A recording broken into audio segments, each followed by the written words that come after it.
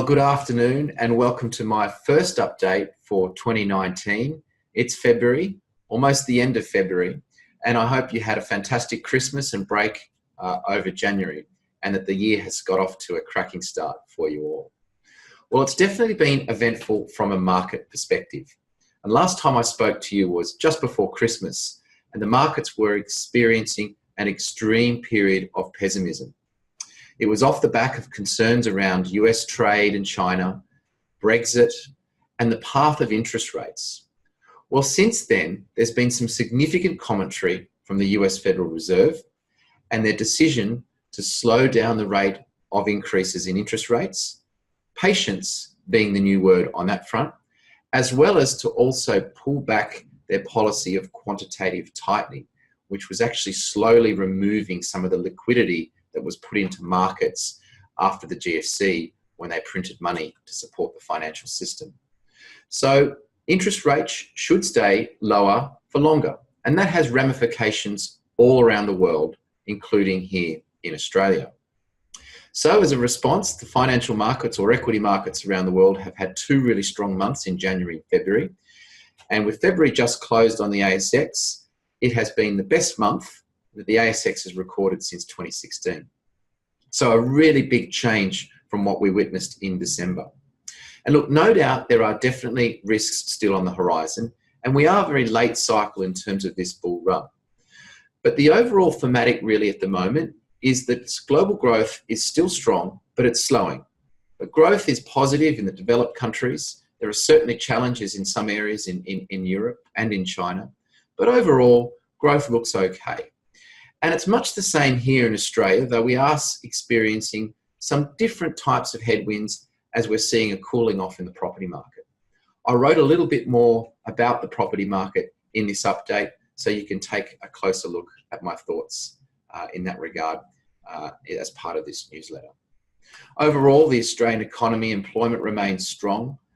There are headwinds that will be experienced through decreases in property prices, and that seems to be dominating the headlines.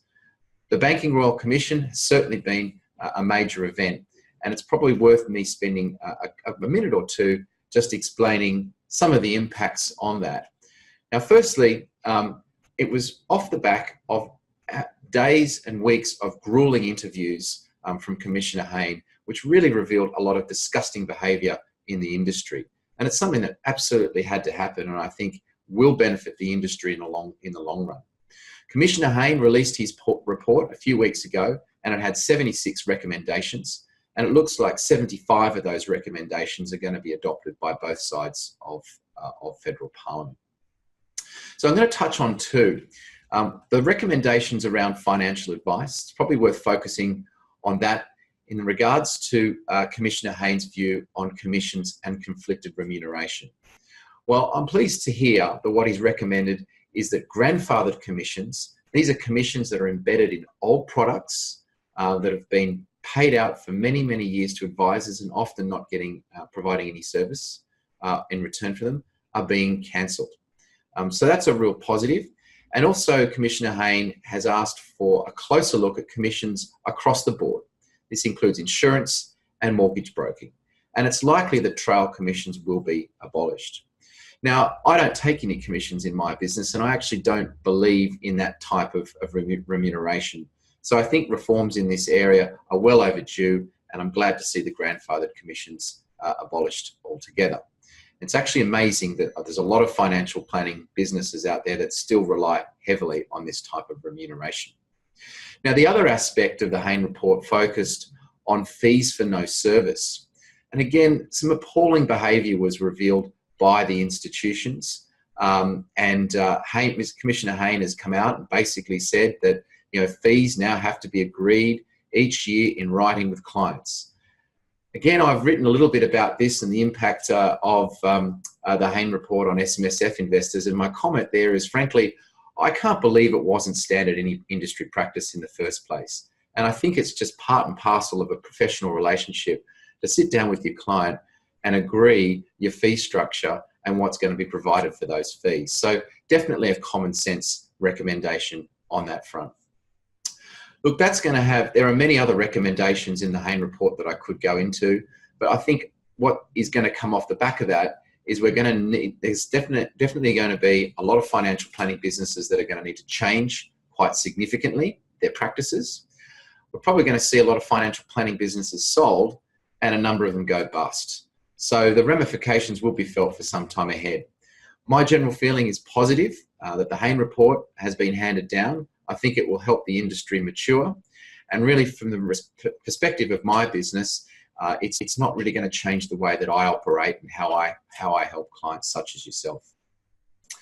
Look, there are aspects of the Hayne report that I thought could have gone a bit further in terms of looking at the vertically integrated operations of institutions, and that would include institutions that make a product and then have advisors selling a product. There have been some recommendations around that in terms of statements of independence, but it's interesting to see how that model evolves. And the other bit that went a little bit too far, I think, was the attack on the mortgage broking industry and Hayne's recommendations to abolish commissions and push the cost onto the consumer. I thought that would really play into the hands of the big banks and really see the mortgage broking industry almost decimated. Not to mention that the removal of a valuable service, and a good mortgage broker is worth their weight in gold. And I'm pleased to see that both sides of politics have pulled back from that recommendation. So, but it will definitely be part of a review going forward. Anyway, that's probably it for me for now. So I will leave that there. In the article or in the newsletter, you'll see an article on the impact of the Banking Royal Commission on SMSF trustees, given that most of my clients, have an SMSF. I've made a short article on property, and also just touched on one of the changes by the Labor Party proposed for capital gains tax. Anyway, I'll leave it with you. I hope you're well and look forward to chatting soon. Bye for now.